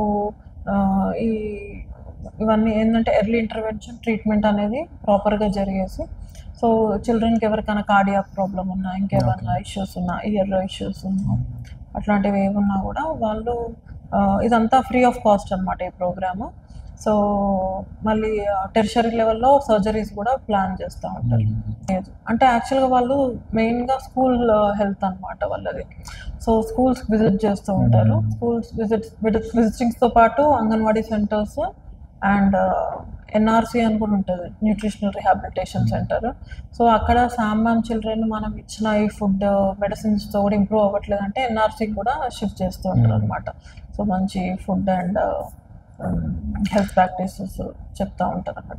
సో ఈ మిడ్ డే స్కీమ్స్తో పాటు నేను లాస్ట్ ఇయర్ ఇక్కడ ఒక న్యూస్ ఆర్టికల్ చూసాను. సో ఎలా అంటే Tamil Nadu government mid day meals లాగానే బ్రేక్ఫాస్ట్ స్కీమ్ కూడా తీసుకొచ్చారు. సో మన స్టేట్ గవర్నమెంట్లో కానీ ఇట్లాంటి ఏమైనా ఆలోచనలు ఉన్నాయా, మీకు ఏమైనా ఐడియా? ఇప్పటికైతే ప్రజెంట్ మీరు అన్నట్టు ఓన్లీ మిడ్ డే మీల్స్ ఉంది, స్కూల్ లంచ్ ప్రోగ్రామ్. అదేంటంటే అది కూడా కొంచెం వాళ్ళకి హెల్తీ న్యూట్రిషన్ ఫుడ్ ప్రొవైడ్ చేయడానికి, దాంతోపాటు వాళ్ళ అకాడమిక్ అటెండెన్స్ అనేది. మనం హెల్తీగా ఉంటేనే మనం క్లాసెస్కి రెగ్యులర్గా అటెండ్ అవ్వచ్చు కాబట్టి వాళ్ళ అకాడమిక్ అండ్ ఓవరాల్ హెల్త్ గురించి అని అది లాంచ్ చేశారు. అండ్ దీంతో పాటు వైటమిన్ ఏ సప్లిమెంటేషన్ ప్రోగ్రామ్ కూడా ఉంటుంది. సో ఇది 2 to 5 years చిల్డ్రన్ నుంచి అంటే ఎవ్రీ 6 monthsకి వైటమిన్ ఏ అనేది ఇవ్వాలన్నమాట డోస్. సో దీనివల్ల ఏంటిదంటే vitamin A deficiencies like night blindness, colour blindness ఇట్లాంటివన్నీ మనం ప్రివెంట్ చేసుకోవచ్చు. దాంతోపాటు మనకు weekly iron folic acid supplementation ఉంటుంది, విఫ్స్ ప్రోగ్రామ్ అనమాట. సో అది 10 to 19 years స్కూల్ చిల్డ్రన్ అందరికీ ఐరన్ ఫోలిక్ యాసిడ్ డిస్ట్రిబ్యూషన్ ఉంటుంది వీక్ బేస్డ్. స్కూల్కి వెళ్ళి చెక్ చేసి సప్లిమెంట్స్ అనేది ప్రొవైడ్ చేస్తూ ఉంటాం అనమాట. అలానే ఇమ్యూనైజేషన్ కూడా ఏజ్ 10 అవును. అయితే యాక్చువల్గా ఇప్పుడు వ్యాక్సినేషన్ షెడ్యూల్లో మనకు ఇప్పుడు 10 yearsకి 16 yearsకి టీడీ వ్యాక్సిన్ అని ఉంటుంది అనమాట. సో టీడీ ఫస్ట్ డోస్ 10 yearsకి ఇస్తాము, 16 yearsకి TD second dose. So after 10 years completion, 16 years completion ఇవి తీసుకోవాలి. అయితే యాక్చువల్గా ఇమ్యునైజేషన్ అంటే ఇప్పుడు యూనివర్సల్ ఇమ్యునైజేషన్ ప్రోగ్రామ్ కింద ఇప్పుడు మనం డిస్కస్ చేసిన వ్యాక్సినేషన్ షెడ్యూల్, అది కాకుండా మిషన్ ఇంద్రధనుష్ అనేది ఒకటి లాంచ్ చేశారు. సో ఇది ఏంటంటే vaccine preventable diseases like diphtheria, pertussis, tetanus, measles, rubella, hepatitis ఇవన్నీ రాకుండా మనము ఇది గవర్నమెంట్ ఇనిషియేటివ్ ఏంటిదంటే more than 90% of under 2 children అంటే less than 2 years of age and mothers వీళ్ళందరూ కూడా కంప్లీట్ వ్యాక్సినైజ్డ్ అయి ఉండాలి. అండ్ ఇది ఏంటంటే లో వ్యాక్సినేటింగ్ ఏరియాస్లో కూడా వ్యాక్సినేషన్ అనేది అబౌవ్ 90% అవ్వాలి అని. ఇప్పుడు కొన్ని ఏరియాస్ ఉంటాయి అక్కడ అసలు వ్యాక్సినేషన్ సరిగ్గా జరగదు, అంటే అది ఐదర్ మేబీ ఆ కమ్యూనిటీ ప్రాబ్లం ఉండొచ్చు. సో అలాంటి ఏరియాస్లో కూడా అబౌవ్ 90% అనేది దాని రూరల్ ఏరియాస్ లో ఉంటే వాళ్ళకి ఐడియా ఉండదు కదా ఈ ఏజ్ లో ఇలా వ్యాక్సిన్స్ వేపియాలి పిల్లలకి అని. They may skip. అంటే వాళ్ళకి ఏమైనా ఐడియా కోసం ఏమైనా ప్రోగ్రామ్స్ లాగా కండక్ట్ చేస్తే అయితే యాక్చువల్లీ మేము ఏం చేస్తామంటే మా దగ్గర డ్యూ లిస్ట్ ఒకటి ఉంటుంది చిల్డ్రన్ ఏజ్ బట్టి. ఇప్పుడు నెక్స్ట్ వ్యాక్సినేషన్కి డ్యూ చిల్డ్రన్ని మేము ముందే వాళ్ళకి అలర్ట్స్ లాగా వాళ్ళకి ఇన్ఫార్మ్ చేస్తాం. పేషెంట్స్కి అంటే బెనిఫిషరీస్ వాళ్ళ పేరెంట్స్కి కాల్ చేసి, సో అంటే మీ చైల్డ్ ఇప్పుడు నెక్స్ట్ వ్యాక్సినేషన్ షెడ్యూల్కి డ్యూ అయి ఉన్నారు, మీరు వచ్చి వేసుకోవాలి అని. కొంతమంది రెసిస్టెంట్ ఉన్న వాళ్ళకు మేము చెప్తాం అన్నమాట. ఇవన్నీ వ్యాక్సిన్ ప్రివెంటబుల్ డిసీజెస్ అంటే క్రానిక్ డిసీజెస్ నుంచి ప్రివెంట్ చేస్తాయి కాబట్టి వ్యాక్సినేషన్ అనేది కంపల్సరీ అని వాళ్ళకు మేము చాలా మందికి అది ఉంటుంది, వ్యాక్సిన్ చేసుకోవద్దు అట్లా వేసుకోవద్దు, అట్లా ఏ కన్సర్న్స్ ఉన్నా కూడా వ్యాక్సినేషన్ అనేది స్కిప్ చేయొద్దు. కొంతమందికి ఏంటంటే కొంచెం యాంగ్జైటీతో కూడా వాళ్ళు అంటే వాళ్ళ కిడ్ ఆ మూమెంట్లోనే ఏడుస్తారు, బాధపడతారు అని కూడా వేయించారు. అలాంటి పేరెంట్స్ కూడా ఉంటారు, బట్ అది కరెక్ట్ కాదు. ఇప్పుడు అంటే ఇప్పుడు ఏజ్ 10కి ఒక వ్యాక్సిన్ ఇవ్వాలి కదా, వాళ్ళు మర్చిపోయి ఏజ్ 10 అయిపోతే 11th ఏజ్ గ్రూప్ 11 years అప్పుడు కూడా ఆ వ్యాక్సిన్ తీసుకోవచ్చా? 10 years వేసుకోవచ్చు, ఇంకా 10 కంప్లీట్ అయినా కూడా వేసుకోవచ్చు. బట్ వాళ్ళు అట్లా మిస్ చేయకుండా అంటే మేము కూడా స్కూల్ వెళ్ళినప్పుడు వాళ్ళకి చెప్తాం అనమాట. జనరల్గా 10 years వాళ్ళందరూ 5th class కంప్లీటెడ్ వాళ్ళు ఉంటారు, 16 వాళ్ళు అరౌండ్ 9th 10th class ఉంటారు కాబట్టి వాళ్ళందరికి చెప్తాం 10 years కంప్లీట్ అయ్యాక టీడీ వ్యాక్సినేషన్ అనేది తీసుకోవాలి అని. 10 years కి మిస్ అయింది అనుకోండి ఏ వ్యాక్సిన్, ఏ ఏజ్ వరకు తీసుకోవచ్చు? తర్వాత 2 years అలా వేసుకోవచ్చా? 10 years తర్వాత వేసుకోవచ్చు, ఇంకా అంటే కంపల్సరీ అప్పుడు వేసుకుంటే బెటర్, ఒకవేళ మిస్ అయితే వేసుకోవచ్చు. సో మనం వ్యాక్సినేషన్స్ గురించి మాట్లాడుతున్నాం. So vaccines are meant to prevent something to happen కదా. సో ప్రివెంటివ్ హెల్త్ అనేది బెటర్ దాన్ క్యూరేటివ్ కేర్ అని మనం హెల్త్ అని మనం రోజు వింటూనే ఉంటాం. So how important is preventive health in child care? So మీ పిహెచ్సి ప్రివెంటివ్ కేర్ ఆస్పెక్ట్లో మీరు ఎలా వర్క్ చేస్తారు? సో ఇదేంటంటే యాక్చువల్గా మా పిహెచ్సికి ఇప్పుడు మాకు వచ్చే ఏదైనా కేసెస్ ప్రివెన్షన్ కోసం అని మేము చేసేది ఏముంటుందంటే సిమ్టమాటిక్. ఫస్ట్ ఏదున్నా కూడా ఒక చైల్డ్ రాగానే మేము ఫస్ట్ వాళ్ళ హిస్టరీ తీసుకుంటాం, అంటే ఏ ప్రాబ్లంతో వచ్చారు ఏంటి అని. దెన్ వాళ్ళ వైటల్స్ అవి చెక్ చేస్తాం అనమాట. చెక్ చేసి ఒకసారి చూస్తాం అంటే బేబీ అంతా ఓకే ఉందా లేదా, లేదు అని అంటే ఇంకా మేము కొన్ని సిపిఆర్ అవి కండిషన్స్ అవి చేస్తూ ఉంటాం అన్నమాట. తర్వాత ప్రివెన్షన్ గురించి కూడా వాళ్ళకు చెప్తాము, అంటే ఇప్పుడు ఏదైతే hand washing techniques, correct hygiene and health practices, proper hanky usage, hanky and tissue disposal కూడా. ఇప్పుడు ఇప్పుడు కరోనా వచ్చినాక ఈ అవేర్నెస్ అనేది చాలా పెరిగింది. ఇప్పుడు మాస్క్ కూడా కొంతమంది యూజ్ చేస్తున్నారు ఇంకా స్టిల్, అట్లా ఎవరైనా సిక్ ఉన్నా. సో ఈ ప్రివెంటివ్ హెల్త్ మన నుంచి మాట్లాడుతున్నప్పుడు ఒకవేళ ఏదైనా పేరెంట్స్ వాళ్ళ పిల్లల్ని అబ్జర్వ్ చేస్తూ హాస్పిటల్కి తీసుకురాలేదు అనుకున్నాం, వాళ్ళకి ఏదైనా ఎర్లీ సైన్స్ ఉన్నాయా, లేదంటే ఏదైనా పర్టికులర్ నా పిల్లలు ఇట్లా ఉన్నారు అలాంటివి ఐడెంటిఫై చేయడానికి ఏమేమైనా ఉంటాయా? ఓకే, అంటే ఎర్లీ సైన్స్ అంటే ఇప్పుడు టెంపరేచర్ అనేది మనం చెక్ చేసుకోవాలి. అది 100 degreesలో ఉంటే ఓకే ఫైన్. ఇప్పుడు అబౌవ్ 100 ఉంటే మాత్రం అది పాయింట్ ఆఫ్ కన్సర్న్. నెక్స్ట్ ఏంటంటే ఏదైనా చాలా హై పిచ్డ్ వాయిస్లో కంటిన్యూస్గా ఏడుస్తున్నా చూడాలి, అది ఒకటి. అండ్ థర్డ్ థింగ్ ఏంటిదంటే ఏదైనా బ్లడ్ స్టెయిన్డ్ వామిటింగ్ చేసుకుంటున్నారా, లేకపోతే bile stained green colour vomiting లాగా అట్లా చేస్తున్నారా, ఇవి కంప్లీట్గా అబ్డామినల్ పెయిన్ డిస్కంఫర్ట్ అని అదొకటి.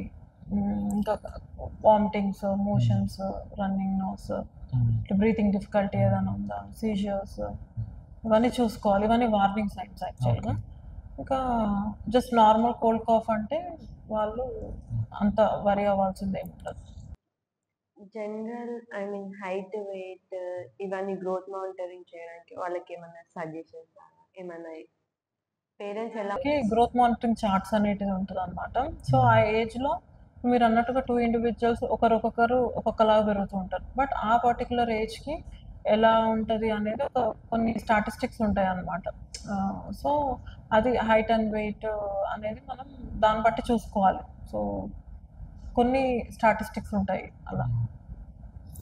సో వీళ్ళు ఈ వచ్చే ముందే కానీ ఒకవేళ ఏదైనా డాక్టర్ యాక్సెసిబుల్ లేకపోతే కనుక ఎలాంటి సేఫ్టీ మెజర్స్ తీసుకోవచ్చు? ఇమీడియట్గా నైట్ టైం అవ్వచ్చు, ఎనీ టైం. ఓకే, అయితే ఇప్పుడు వాళ్ళకు ఏదన్నా ఇప్పుడు హై టెంపరేచర్ ఉంటే టెపిడ్ స్పాంజింగ్ అని ఉంటుంది. మనం ల్యూక్వామ్ వాటర్లో ఒక క్లాత్ తీసుకొని బాడీ అంతా మనం వైప్ చేస్తే టెంపరేచర్ ఆ మూమెంట్కి కొంచెం కంట్రోల్ అవుతుంది.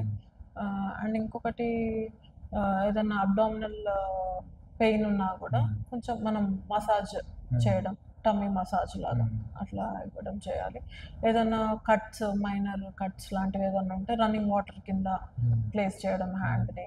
ఆ బ్లీడింగ్ అదంతా కొంచెం కంట్రోల్ అయ్యాక ఒక క్లీన్ క్లాత్తో దాన్ని వైప్ చేసి అక్కడ ప్లాస్టర్ వేయడం, బ్యాండేడ్ అట్లా. నెక్స్ట్ ఇప్పుడు ఏదన్నా చోకింగ్ అట్లా ఏదన్నా తట్టుకుంది అనుకోండి గొంతులో, యాక్చువల్గా ఒకటి హిమ్లిచ్ మాన్యూర్ అని ఉంటుంది. అదేంటంటే అబ్డామినల్ థ్రస్ట్, అంటే అబ్డామిన్ ఇట్లా మనం ప్రెస్ చేస్తుంటే అది వచ్చే అవకాశం ఉంటుంది అనమాట. సో అట్లాంటిది కూడా పేరెంట్స్. సో ఇలాంటివి ఈ అంగన్వాడీ సెంటర్స్ నుంచి ఏమైనా ఎడ్యుకేషనల్ ప్రోగ్రామ్స్ లాగా మీరు చేస్తారా? అంటే సేఫ్టీ మెజర్స్ తీసుకోవడానికి కానీ ఇంట్లో మీరు ఒకవేళ ఇబ్బంది అనిపిస్తే ఇలా చేయాలి. అయితే ఇప్పుడు మనం శుక్రవారం సభ అని వెళ్తున్నాం కదా, సో అక్కడికి వెళ్ళినప్పుడల్లా మదర్స్కి కానీ బేబీస్కి కానీ ఇట్లాంటివన్నీ అడ్వైజర్స్ ఇస్తున్నాం. ఏదైనా ఒక టాపిక్ తీసుకుంటాము, టాపిక్ తీసుకొని దానికి రిలేటెడ్ డిస్కస్ చేస్తాం. న్యూట్రిషన్, సీజనల్ డిసీజెస్, వాళ్ళు తీసుకోవాల్సిన హైజీన్ ప్రాక్టీసెస్ అవన్నీ చెప్తాం. సో ఒక చిన్నపిల్లలు ఏదైనా కానీ 0 నుంచి 10 years అనుకుందాం మనం, వాళ్ళకి ఎలాంటి రెగ్యులర్ ఇప్పుడు ఎవరైనా కూడా ఒక డిసీజ్ వస్తే కానీ లేదంటే ఫీవర్ వచ్చింది కానీ అది యాక్షన్ అయిపోయాకనే డాక్టర్ దగ్గరికి వెళ్ళడం అనేది జరుగుతుంది. సో ఏమైనా రెగ్యులర్ చెకప్స్ ఏమైనా చేసుకుంటే బాగుంటుందా? లైక్ ఇఫ్ ఒకవేళ ఈ స్టేజ్లో మీరు ఒకసారి వచ్చి చూపించుకొని వెళ్ళండి అన్నట్టుగా అని అంటారు. ఇప్పుడు మనం కూడా ఏదైనా పెద్ద హాస్పిటల్కి వెళ్తే కనుక వాళ్ళకు పెద్ద మాన్యువల్ ఉంటుంది, సమ్ 100 tests చేస్తాము, అవి చేస్తాము, ఇవి చేస్తాము. సో అవి ఎంత ఇంపార్టెన్స్ ఉంటుంది బిఫోర్ బీయింగ్ ఎఫెక్టెడ్? అయితే యాక్చువల్లీ ఇప్పుడు చైల్డ్ ఏంటంటే ఇప్పుడు టాడ్లర్ హెల్త్ అక్కడ నుంచి మనకు వాళ్ళు స్కూల్కి వెళ్ళే ఏజ్ నుంచి వాళ్ళ నంబర్ ఆఫ్ ఇల్నెస్తో వస్తూ ఉంటారు. సో వాళ్ళు జనరల్గా రొటీన్గా హైట్, గ్రోత్ మానిటరింగ్ చేసుకోవాలి. హైట్, వెయిట్ అప్రోప్రియేట్గా ఉందా వాళ్ళ ఏజ్కి అనేది వాళ్ళు చెక్ చేసుకోవాలి.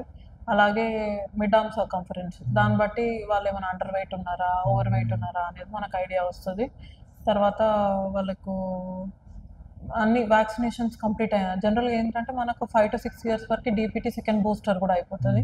సో ఆ 5 to 6 years లోపు అవన్నీ వ్యాక్సినేషన్స్ అన్ని కంప్లీట్ అయ్యాయా లేదా అనేది వాళ్ళు చూసుకోవాలి. సో వీటిలోనే మనము ఎవ్రీడే న్యూస్ ఛానల్స్లో చూస్తుంటాం, ఇంతమంది పిల్లలు వేస్టింగ్ అని అంటారు, స్టంటింగ్ అని అంటాము, ఇన్ఫెంట్ మార్టాలిటీ రేట్ అని ఇవన్నీ వస్తుంటాయి. సో ఈ వేస్టింగ్ స్టంటింగ్ అంటే ఏంటి? ఇప్పుడు వేస్టింగ్ అంటే ఆ ఏజ్ కంటే తక్కువ వెయిట్ ఉండడం అనమాట. ఓకే. స్టంటింగ్ అంటే ఉండాల్సిన హైట్ కంటే తక్కువ హైట్ ఉండడం. ఓకే. సో కొన్నిసార్లు జెనెటికల్గా ఉండొచ్చు, అంటే పేరెంట్స్ ద్వారా, అంటే మన పేరెంట్స్ జీన్స్ వల్ల కొంతమంది ఇట్లా స్టంటెడ్ పేరెంట్స్ అట్లా ఉంటాయి. బట్ కొన్నిసార్లు ఏంటంటే అది అయోడిన్ డెఫిషియన్సీ వల్ల కూడా మనకు ఈ స్టంటింగ్ అనేది ఉంటుంది. ఈ వేస్టింగ్ కూడా ఇది ప్రోటీన్ ఎలర్జీ మాల్న్యూట్రిషన్ అనమాట. అంటే అందులో కూడా మనకు క్వాషియార్కర్, మరాస్మస్ అనేది 2 types ఉంటాయి. సో మనము అందుకే ఇది జనరల్గా మనం హెల్త్ చెకప్స్ అనేవి మనం రొటీన్గా చేసుకుంటే ఏంటిదంటే మనం ఎర్లీగా ఐడెంటిఫై చేయొచ్చు.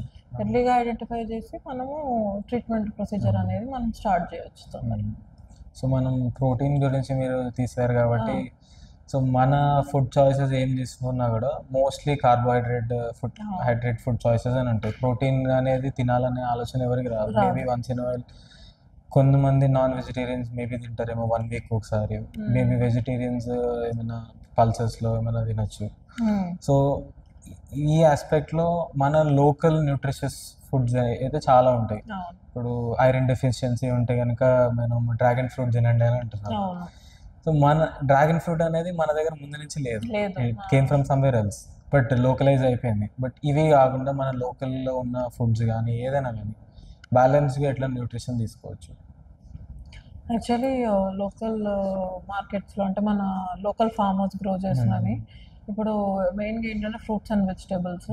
ఈ ఫ్రూట్స్ ఇప్పుడు లోకల్గా అవైలబుల్గా ఏది ఉంటుందంటే మనకు ఈ పొమోగ్రనేట్, బీట్రూట్, ఇంకా గువా అండ్ పపాయ, అట్లాంటివి మనము జనరల్గా మనం లోకల్గా చూస్తూ ఉంటాం అన్నమాట. సపోటా ఇట్లాంటివి కంపల్సరీ మనం ఇంక్లూడ్ చేయాలి. అంటే ఇప్పుడు మీరు అన్నట్టుగా ఇప్పుడు ఎక్కువ మంది బ్రోకోలీ, అవకాడో అట్లాంటివి ఇంట్రెస్ట్ చూపిస్తున్నారు. బట్ ఈ లోకల్ ఫుడ్ తీసుకుంటే కూడా అది ఈక్వల్లీ ఇంపార్టెంట్ యాక్చువల్గా. So compulsory local nutritious food అనేది మనం ఎంకరేజ్ చేయాలి. అంటే మన ఓన్ సరౌండింగ్స్లో మనం గ్రో చేసుకునే లీఫీ వెజిటేబుల్స్ కానీ, నట్స్, సీడ్స్, పంకిన్ సీడ్స్ ఇట్లాంటివన్నీ మనం ఎనీ ప్రోటీన్ రిఫరెన్సెస్. వాళ్ళు ప్రోటీన్, ఇప్పుడు ప్రోటీన్ అనేది పెంచాలి అనేది మన అందరికీ తెలుసు. ప్రోటీన్ రిక్వైర్మెంట్స్ లేకపోతే కనుక మజిల్ లాస్ అవుతుంది పిల్లలకైనా ఎవరికైనా.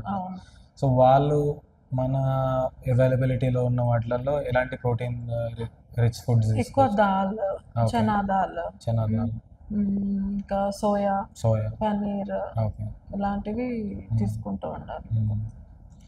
Ground nuts, peanuts. సో ఈ ఆస్పెక్ట్లో మనము చాలా వరకు మాల్ నరిష్డ్ చిల్డ్రన్ అనేది చూస్తున్నాం. గవర్నమెంట్ కూడా మాల్ న్యూట్రిషన్ గురించి ఎవ్రీడే సమ్ న్యూ ప్రోగ్రామ్ తీసుకొస్తున్నారు. సో ఈ గవర్నమెంట్ నుంచి మీ పిహెచ్సిస్కి ఎలాంటి సపోర్ట్ దొరుకుతుంది? అట్ ది సేమ్ టైం మీరు ఎలాంటి సజెషన్స్ ఇస్తారు? ఒక చిన్న మాల్ నరిష్డ్ కిడ్ వచ్చారంటే సో మేము ఎలాంటి అడ్వైస్ ఇస్తామంటే, మాల్ నరిష్డ్ చిల్డ్రన్ వాళ్ళ పేరెంట్స్తో వచ్చినప్పుడు వాళ్ళది వాళ్ళ ఫుడ్ చాయిసెస్ ఏంటి, వాళ్ళు ఎలాంటి ఫుడ్ ఇస్తారు, వాళ్ళ డైట్ చార్ట్ ఏంటి అనేది మేము ఫస్ట్ కనుక్కుంటాము. వాళ్ళు ఏమని చెప్తారంటే ఇంకా అది తిన్నారు, ఇది తిన్నారు అని సమ్ ఎక్స్క్యూజెస్ చెప్తూ ఉంటారు. బట్ ఏదైనా కూడా కొంచెం బిగినింగ్ డిఫికల్టీ ఉంటుంది. బట్ మనం కొంచెం ట్రైన్ చేస్తేనే కిడ్ అనేది కూడా అలవాటు అవుతూ ఉంటారు. మనం వాళ్ళు తినరు అని ఊరుకుంటే అలానే తినకుండా ఉంటారు. సో మనం వాళ్ళకి చెప్పాలి, అంటే వాళ్ళకి ఏదైనా స్టోరీ చెప్తూ తినిపించడము, లేకపోతే వాళ్ళకు కొంచెం కలర్ఫుల్గా కనిపించేటట్టు తినిపించడం. ఇప్పుడు క్యారెట్ అంటే డైరెక్ట్ వాళ్ళు క్యారెట్ తినరు. అదే మనం క్యారెట్ కంప్లీట్గా గ్రేట్ చేసేసాం అనుకోండి, సో కలర్ఫుల్గా కొంచెం ఆరెంజ్ కలర్లో కనిపిస్తుంది. సో కలర్ఫుల్గా ఉండాలి. అండ్ వాళ్ళు పెట్టే దాంట్లో కూడా కొంచెం గీ యాడ్ చేసి పెట్టాలి అని చెప్తాం. సో అదేంటంటే కొంచెం అది హై క్యాలరీస్ ఉంటాయి కాబట్టి గీలో, సో దానివల్ల ఈ రిఫైన్డ్ షుగర్స్, మైదా అవన్నీ కూడా ఎలిమినేట్ చేయమని కూడా మేము సజెస్ట్ చేస్తాం అన్నమాట. సో ఈ మైదా అనేది మనం అన్ని వాటిలలో వాడుతున్నాం, వాడుతున్నాం. బిస్కెట్స్ లో వాడచ్చు, కేక్స్ లో కానీ ఎనీథింగ్. Mm. సో మైదా నిజంగానే బ్యాడ్ చేస్తుందా బాడీకి? అవును, మైదా అనేది it's bad for health actually. అంటే అది యాక్చువల్గా white poison. White poison. Maida maida sugar ఇట్లాంటివన్నీ. సో మనం బయటకు వెళ్ళినా కూడా ఏం తీసుకున్నా కూడా బాగుండదు, మన లోకల్ స్నాక్స్ తీసుకున్నా. ఫ్రైడ్ ఫుడ్స్, నాన్స్ అట్లాంటివన్నీ. మీకు ఏదైనా సక్సెస్ స్టోరీ ఉందా ఈ న్యూట్రిషన్ ఆస్పెక్ట్ లో? ఇందాక ఫస్ట్ చెప్పిన ఒక ఎగ్జాంపుల్ చెప్పారు. అంటే ఒక అడాల్సెంట్ గర్ల్ శ్రీనిత్య అని ఉండే, మా దగ్గరకు వస్తూ ఉండే. తను 15 year old. తనకు స్లేట్ పెన్సిల్ ఇంజెక్షన్ హ్యాబిట్ ఉండే. స్లేట్ పెన్సిల్స్ 15 years వరకు కూడా. అంటే వాళ్ళ పేరెంట్స్ కూడా తను వినట్లేదు అని ఊరుకున్నారు 15 years. అయితే తనకి కంప్లీట్గా అన్ని రొటీన్ ఎగ్జామినేషన్ చెక్ చేయిస్తే okay, height and weight okay ఉంది, అంటే నార్మల్, మరి అండర్ వెయిట్ ఏం కాదు. బట్ ఏంటంటే కొంచెం పేల్గా ఫేస్, హెయిర్ కూడా అంత కొంచెం గ్రే కలర్లో అలా ఉండడం వల్ల సంథింగ్ ఏదో ప్రాబ్లమ్ ఉందని అన్ని ఇన్వెస్టిగేషన్స్ చేసేస్తే హిమోగ్లోబిన్ ఓన్లీ 6 grams ఉంది. 6 grams ఉంటే యాక్చువల్గా ఏంటిదంటే ఒక ఈటింగ్ డిసార్డర్ ఉంటుంది, పైకా అని అంటారు దాన్ని. అదేంటంటే slate pencils, sand, mud, chalk pieces ఇట్లాంటివి తినాలని ఇంట్రెస్ట్ ఉంటుంది. సో తీసుకోవడం వల్ల ఏమవుతుంది అంటే ఐరన్ డెఫిషియన్సీ అనేమియా వస్తుంది మనకి. సో దానివల్ల అమ్మాయి ఆ స్లేట్ పెన్సిల్స్ తినడం వల్ల 6 grams ఆఫ్ బ్లడ్ ఉందన్నమాట. సో తర్వాత తనకి కౌన్సిలింగ్, తన పేరెంట్స్కి కౌన్సిలింగ్ కొంచెం ఇచ్చాక ఇప్పుడు మానేసింది. ఇప్పుడు అరౌండ్ 10 grams వరకు వచ్చింది బ్లడ్. సో మీరు అన్నట్టు అడాలసెన్స్ ఏజ్ లో తను వచ్చారని అన్నారు. సో ఎర్లీ ఏజ్ లో ఎవరైనా ఐడెంటిఫై చేస్తే కనుక, if somebody is doing that what they are not suppose to do, slate pencils తినడం అవ్వచ్చు, ఇంకేదైనా రెస్ట్రిక్టెడ్ ఫుడ్ తినడం అవ్వచ్చు, how can we persuade them to make better choices? అదే అయితే వాళ్ళకు మనము కొంచెం ఎడ్యుకేషన్ ఇవ్వాలన్నమాట. ల్యాక్ ఆఫ్ ఎడ్యుకేషన్ మేము చెప్పాము, అంటే స్లేట్ పెన్సిల్ ఇంజెక్షన్ వల్లనే తనకు అలా అయింది అని. సో తర్వాత ఇంక కొంచెం చిన్నపిల్లలు వచ్చారు, ఆ తర్వాత 5 to 6 years వాళ్ళు కూడా అట్లనే తింటున్నారు. వాల్స్కున్నది అదంతా తినడము అట్లా. సో వాళ్ళకి చెప్పామన్నమాట, అంటే వాళ్ళకి ఫస్ట్ టైం మీరు నో అని చెప్పాలి. నో అని రిపీటెడ్గా చేస్తున్నా కూడా అట్లనే పేరెంట్స్ కంప్లీట్గా వాళ్ళని అవాయిడ్ చేయించాలి. అంటే ఫస్ట్ పేరెంట్స్ మిస్టేక్ అది. అంటే పేరెంట్స్ వాళ్ళు సరిగ్గా వాళ్ళని చెప్పరు, పోనీలే అన్నట్టు ఊరుకుంటారు. వాళ్ళది ఇంకా ఎట్లుంటుంది, వాళ్ళ లైఫ్ స్టైల్ చాయిసెస్, వాళ్ళ వర్క్, అదే బిజీలో ఉంటారు పేరెంట్స్. సో అదే మేము ఇంకా తర్వాత వేరే కిడ్స్కి కూడా చెప్పాము, ఏదున్నా కూడా ఇట్లాంటివన్నీ తినకూడదు, ఊరికే అంత అన్హైజీనిక్ హ్యాండ్స్ డైరెక్ట్గా నోట్లో పెట్టుకోవడం ఇట్లాంటివి చేస్తూ ఉంటారు. అవన్నీ చూస్తూ ఉండాలి పేరెంట్స్, మానిటరింగ్ చేయాలి. సో వీటితో పాటే మనము ఒకవేళ ఏదైనా ఎమర్జెన్సీ కేసెస్ వచ్చినప్పుడు కనుక మీ దగ్గర ఎలాంటి రిసోర్సెస్ ఉంటాయి? ఒకవేళ లేకపోతే కనుక మీరేం చేస్తారు?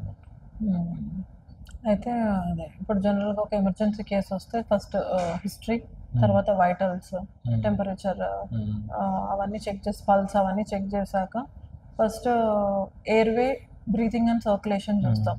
ఎయిర్వే క్లియర్ ఉందా, ఏమైనా అబ్స్ట్రక్షన్స్ ఉన్నాయా, ఏదైనా ఫారిన్ బాడీస్ ఉన్నాయా, ఏదైనా ఇంజెక్షన్ చేసుకున్నారా అని, బ్రీతింగ్ అనేది కరెక్ట్ ఉందా లేదా అని.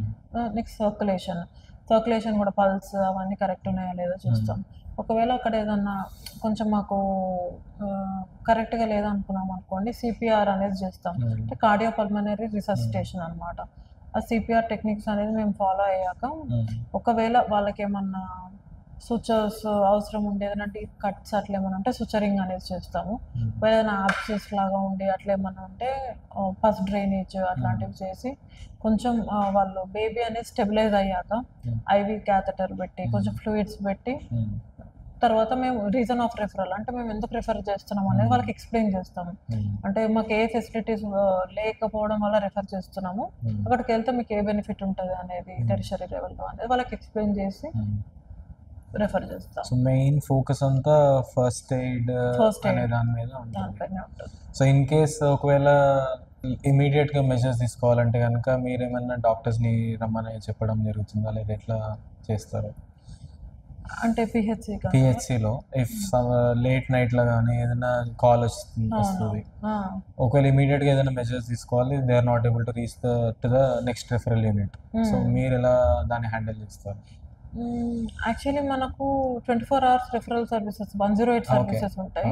సో అంటే మనం ఏ టైంకి కాల్ చేసినా కూడా వాళ్ళు అవైలబుల్గా ఉంటారు. అది ఒకవేళ అంటే ఆన్ ద స్పాట్ మనకు కొంచెం ఇమీడియట్ ట్రీట్మెంట్ కోసం అని అంటే మేము వాళ్ళకి చెప్తాం. ఇప్పుడు అదే ఏదైనా డీప్ కట్స్ లాగా ఏమైనా ఉంటే అండర్ ట్యాప్ వాటర్ కింద ఉంచడం, లేకపోతే బర్న్స్, వూండ్స్ అట్లాంటివి ఏదైనా ఉంటే కూడా కొంచెం కూల్ వాటర్ అది కూల్ చేయాలి ఫస్ట్ ఆ ఏరియాని. తర్వాత నెక్స్ట్ రెఫరల్ అనేది చేస్తాం. అంటే అప్పటి వరకు పెయిన్ మెడికేషన్ అంటే పారాసెటమాల్ అట్లాంటి పెయిన్ కిల్లర్స్ అట్లా ఏదైనా ఇచ్చి అప్పటి వరకు కొంచెం పర్సన్ స్టెబిలైజ్ అయ్యాక అప్పుడు రెఫర్ చేస్తాం. పేరెంట్స్కి ఎమర్జెన్సీ కేర్ మీద ఏమైనా ఎడ్యుకేషన్ లాగా ట్రైనింగ్ ప్రోగ్రామ్స్ అలాంటివి ఏమైనా కండక్ట్ చేస్తాం? అదే అంటే ఇప్పుడు మేము అటు శుక్రవారం సభ వాటికి వెళ్ళినప్పుడల్లా మేము పేరెంట్స్తో ఇంటరాక్ట్ అయినప్పుడు చెప్తున్నాము, ఇట్లానే టెపిడ్ స్పాంజింగ్, హై టెంపరేచర్ ఉన్నప్పుడు స్పాంజింగ్ చేయడము, కట్స్ ఉన్నప్పుడు వాటర్ కింద పెట్టడము, ప్లాస్టరింగ్ చేయడము, వూండ్స్ అంటే ఇట్లా ఆయిల్ బర్న్ ఇంజురీస్ అట్లా ఉన్నప్పుడు ట్యాప్ వాటర్ అది కూడా కూల్ చేయాలి, ఒక 10-15 minutes కూల్ చేయాలి ఆ ఏరియా. తర్వాత హిమ్లిచ్ మాన్యూర్, అది అబ్డామినల్ థ్రస్ట్, బ్యాక్ నుంచి చోకింగ్ ఎఫెక్ట్ లాగా ఏదన్నా ఉంటే వాళ్ళకి ఆ టెక్నిక్స్ అనేది చెప్తున్నాం.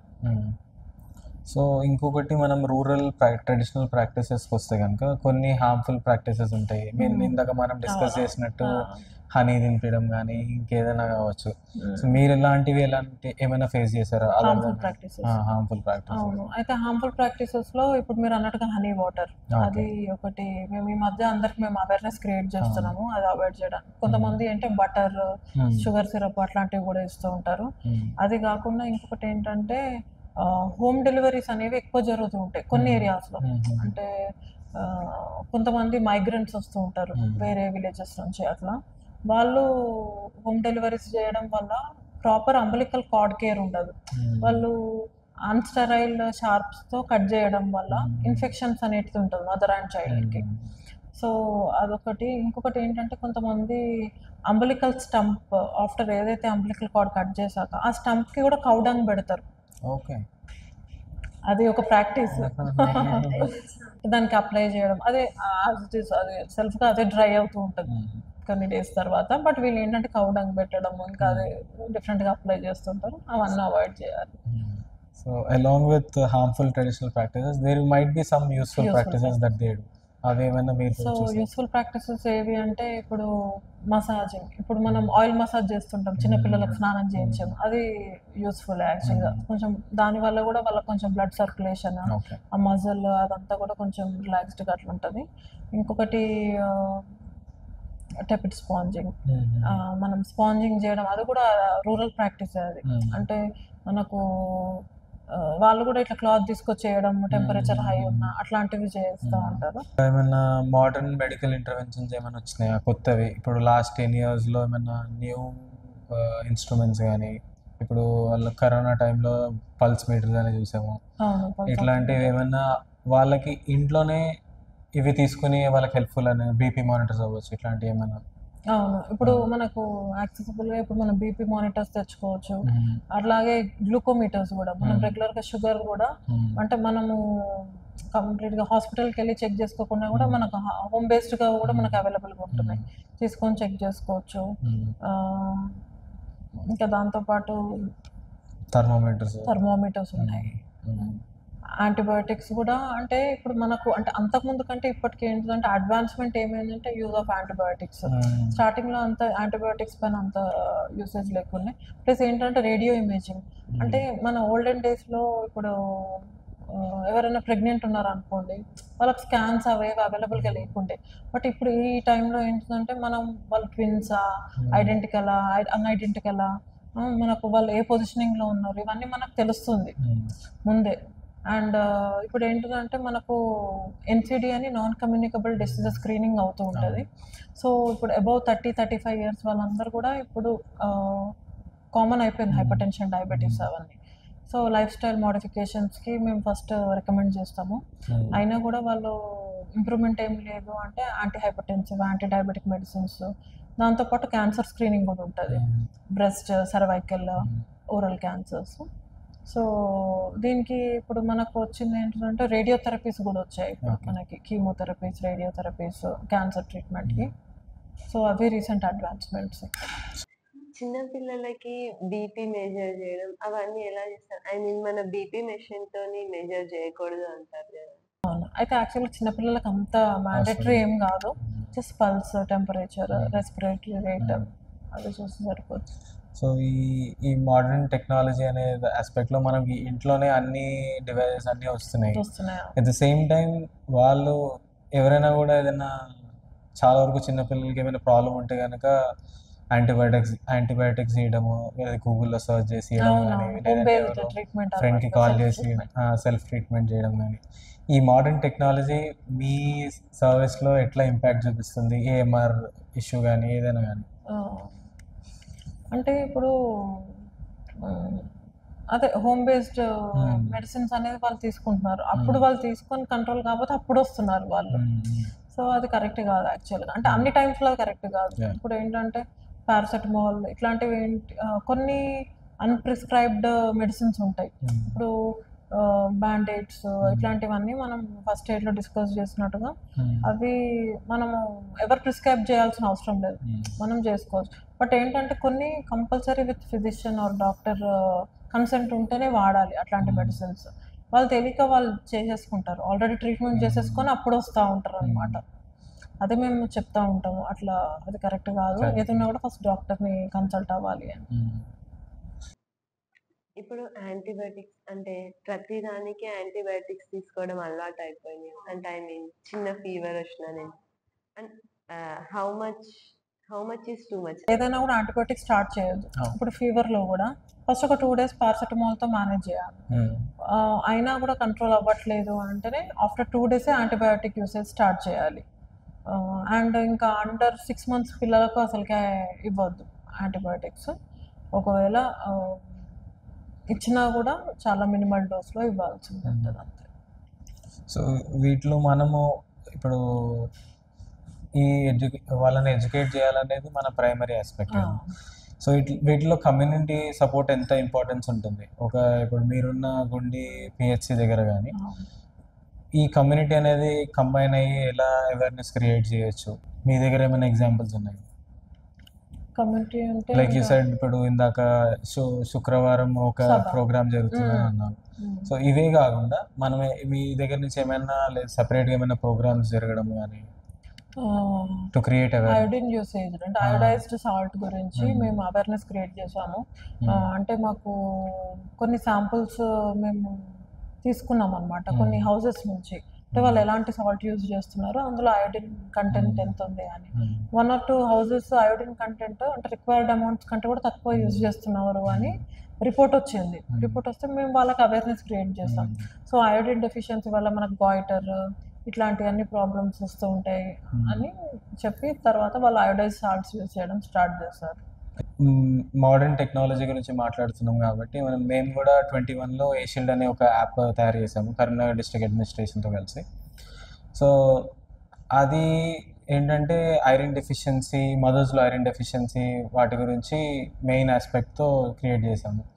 లక్ష్మి ఇంకొంచెం డీటెయిల్గా మనం అనేమియా ఐ మీన్ గరిమా గారు ఉన్నప్పుడు అనేమియా గురించి మనం బ్లడ్ టెస్ట్ చేయాలి వీళ్ళందరికీ, ఎవరెవరు ఏ లెవెల్ అనేమిక్ అట్లా టెస్ట్ చేయడానికి అది యాడ్ చేసాం కదా అనేమి. అప్పుడు అదేమన్నా యూస్ఫుల్ అంటే ఎంతవరకు దాన్ని తగ్గించింది, అంటే అనేమిక్ ని తగ్గించడానికి యూస్ఫుల్ ఏమైనా? యాక్చువల్లీ షీల్డ్ ప్రోగ్రామ్ 2021లో స్టార్ట్ చేసింది, అది చాలా మంచి ప్రోగ్రామ్.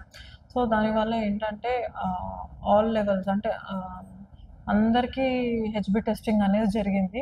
ఆశా వర్కర్స్ వెళ్ళి చేశాక టోటల్గా మళ్ళీ మనకు కేటగిరీ వైజ్ రిపోర్టింగ్ తీసుకున్నాం అనమాట మేము. అంటే ఇప్పుడు అందులో మైల్డ్ అనేమియా ఎంత ఉంది, మోడరేట్ అనేమియా ఎంత ఉంది, సివియర్ అనేమియా ఎంత ఉంది అనేది చూసాం. సో అలా చాలామంది కూడా తెలియదు అసలు వాళ్ళు అనేమిక్ అని, వాళ్ళు సివియర్ అనేమియా వాళ్ళు కూడా ఉన్నారు, less than 6 grams of HP అట్లా. సో మేము ఏం చేసామంటే అది కేటగిరీ వైజ్ తీసుకొని మైల్డ్ అనీమియా ఉన్న వాళ్ళకి ఐరన్ సప్లిమెంటేషన్ ఇచ్చాము. డైలీ ఒక ఐరన్ టాబ్లెట్ తీసుకోమని చెప్పాము. అట్లాగనే వాళ్ళ డైట్లో కూడా ఐరన్ రిచ్ ఫుడ్ ఇంక్లూడ్ చేసుకోమన్నాం. దాంతోపాటు వైటమిన్ సి అనేది ఐరన్ అబ్జార్ప్షన్ ఇంప్రూవ్ చేస్తుంది.